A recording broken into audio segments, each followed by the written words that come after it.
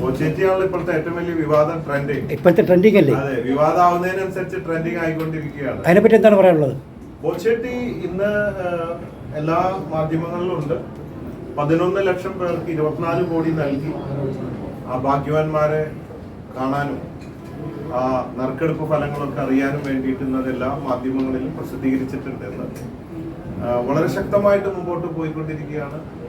ബോച്ചേട്ടിയുടെ വളർച്ച ഏറ്റവും പ്രധാന കാരണം അതിന് ഒരുപാട് നെഗറ്റീവുകൾ സമൂഹ മാധ്യമങ്ങളിൽ പ്രചരിപ്പിച്ചുകൊണ്ടിരിക്കുന്നത് കൊണ്ടാണ് അതിൻ്റെ ഏറ്റവും വലിയ വിജയവും മുമ്പോട്ട് പോക്കും. അതുകൊണ്ട് എനിക്കധികം പരസ്യത്തിന്റെ ആവശ്യം വന്നിട്ടില്ല. അങ്ങനെ പോകുന്നു. അല്ല, ബോച്ച ഇത്രയൊക്കെ ചെയ്തിട്ടും ഓരോരുത്തരും ഓരോ വിവാദങ്ങൾ ഉണ്ടായിക്കൊണ്ടിരിക്കുകയല്ലോ. ഓരോ ചെയ്താലല്ലേ വിവാദം ഉണ്ടാവുള്ളൂ.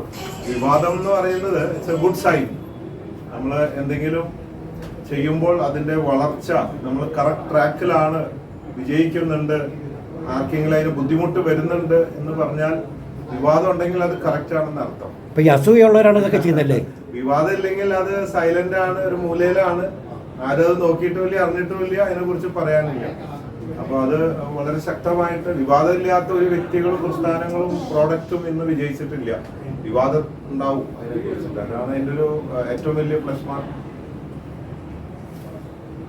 ഇനി അതിന്റെ മറ്റേ സ്ക്രാച്ച് ആൻഡ് വിൻ വേർഷൻ വരുന്നുണ്ട്. പുതിയൊരു സമ്മാന പദ്ധതിയാണ് സ്ക്രാച്ച് ആൻഡ് വിൻ. മറ്റേത് നറുക്കെടുത്ത് സമയമെടുത്ത് പിറ്റേ ദിവസമാണല്ലോ പ്രൈസൊക്കെ കിട്ടുക. ഇത് നമ്മൾ ഉറച്ചു നോക്കി കഴിഞ്ഞാൽ, സ്ക്രാച്ച് ചെയ്ത് കഴിഞ്ഞാൽ അപ്പോൾ തന്നെ അതിന്റെ റിസൾട്ട് അറിയാം. അയാള് സ്ക്രാച്ച് ആൻഡ് വിൻ, ചൊറിഞ്ഞ് കോടീശ്വരനാവും. സ്പോട്ടിൽ തന്നെ കാശ് കിട്ടും. അങ്ങനെയുള്ള ഒരു സംവിധാനമാണ്. ആൾക്കാർക്കൊക്കെ ഇതൊരു സത്യത്തിലൊരു അഡിക്ഷനാണ്.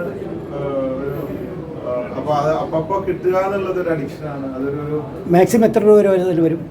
ഇതിപ്പോ 10 ലക്ഷം രൂപ വരെയാണ്. ചില ദിവസം 10 ലക്ഷം, ചില ദിവസം കാറ്, ചില ദിവസം ഐഫോണ്, അങ്ങനെ ഫ്ലാറ്റ്, പല തരത്തിലുള്ള സമ്മാനം പല ദിവസങ്ങളിലായിട്ട് അങ്ങനെയാണ്. സ്ക്രാച്ച് ആൻഡ് വിന്നിലും വരുന്നത് ഇതുപോലെ സെയിം സംഭവങ്ങളൊക്കെ തന്നെയാണ്.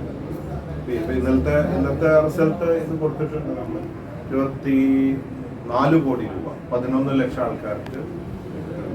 പിന്നെ ബോച്ചേറ്റിയുടെ സെന്ററുകൾ കൂട്ടിയിട്ടുണ്ട്, അതിന്റെ അവൈലബിലിറ്റി കൂട്ടിയിട്ടുണ്ട്. പ്രൊഡക്ഷൻ സ്റ്റാർട്ടിങ്ങിൽ കുറച്ച് പേർക്ക് കിട്ടാൻ താമസം വന്നു, പക്ഷെ ഇപ്പോൾ എല്ലായിടത്തും അവൈലബിൾ ആണ്. പിന്നെ പലർക്കുള്ള ഒരു തെറ്റിദ്ധാരണ, 40 രൂപ ഓൺലൈനിൽ അടച്ചാൽ ടിക്കറ്റ് അപ്പം തന്നെ കിട്ടും. ബോച്ചേറ്റി വീട്ടിലേക്ക് വരുന്ന വിചാരിക്കണം, അത് വരില്ല. അത് ലോജിസ്റ്റിക്സ്, ഡെലിവറിക്കുള്ള ചാർജ് വേറെ കൊടുക്കണം. അത് കൊടുക്കാതെ പലരും കാത്തിരുന്നിട്ട് ബോച്ചേറ്റി കിട്ടിയില്ല എന്ന് സമൂഹ മാധ്യമത്തിൽ പറയുന്നുണ്ട്. അവർക്ക് അറിയാത്തതുകൊണ്ടാണ്. അവർക്കൊക്കെ എപ്പോൾ വേണമെങ്കിലും പോയി കളക്ട് ചെയ്യാം. ചിലർ അപ്പോൾ കളക്ട് ചെയ്യും, ചിലർ മാസത്തിൽ കളക്ട് ചെയ്യും, എപ്പോൾ വേണമെങ്കിലും കളക്ട് ചെയ്യാം. വയനാട് പോയിരുന്നു ഞാൻ. ഇപ്പം മാത്രമല്ല, 4 വർഷം മുമ്പ് പുത്തുമലയിൽ പ്രശ്നം ഉണ്ടായപ്പോൾ പോയിരുന്നു. അവിടെ നിന്ന് നമ്മൾ വേണ്ട ലാൻഡും കാര്യങ്ങളൊക്കെ കൊടുത്തിരുന്നു. ഇപ്രാവശ്യം 2 ദിവസം ഞാൻ അവിടെ വർക്ക് ചെയ്തു. ബോച്ചെ ഫാൻസ് ഒരുപാട് ദിവസം അവിടെ ഉണ്ടായിരുന്നു. എല്ലാവരും അതിൻ്റെ ഭാഗമായിട്ടുണ്ട്. സ്ഥിതിവിശേഷങ്ങൾ വളരെ വിഷമിപ്പിക്കുന്ന കാര്യങ്ങളാണ്. എങ്കിലും ഇപ്പോൾ മലയാളികൾ വളരെ ഇതാണ്. ഒരു പ്രശ്നം വന്നാൽ കൂടെ നിൽക്കാനും, ഇഷ്ടം പോലെ സ്ഥലം, വീട്, തുണി, എല്ലാ സാധനങ്ങളും വേണ്ട പോലെ ആയിട്ടുണ്ട്. അത് വലിയൊരു കരുതലാണ്. വേറൊരു സ്റ്റേറ്റിലും ഒരു രാജ്യത്ത് ഇതുപോലെ ഉണ്ടാവുക എന്നതാണ് വീണ്ടും തെളിയിച്ചിരിക്കുകയാണ്. അബ്ദുൾ റഹീമിന്റെ കാര്യത്തിലും 34 കോടിക്ക് ഇറങ്ങിയപ്പോൾ 5 ദിവസം കൊണ്ട് മലയാളികൾ അതങ്ങ് തന്നു. ഒരു സഹോദരന്റെ തല വെട്ടാതിരിക്കാൻ, ജീവൻ രക്ഷിക്കാൻ. മലയാളികൾ ലോകത്തിന് മാതൃകയാണ്.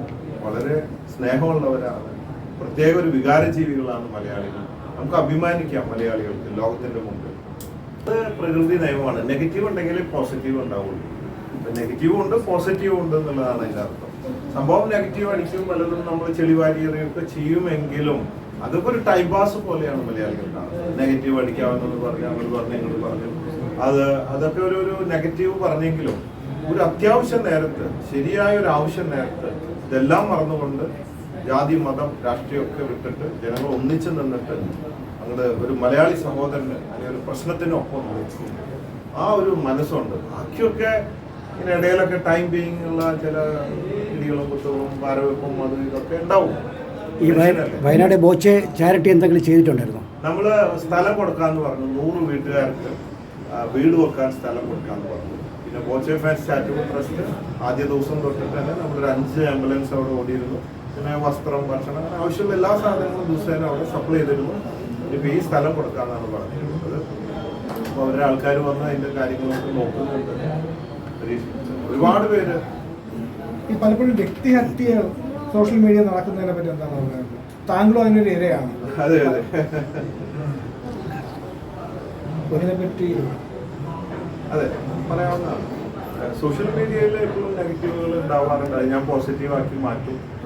ഇപ്പോൾ ഇവിടെ തന്നെ അതിന് എന്താണെന്നറിയാം, സത്യമുണ്ടെങ്കിൽ ആരെന്ത് പറഞ്ഞാലും അത് സത്യമായി പുറത്തേക്ക് ഒരു ദിവസം വരും എന്നതാണ്.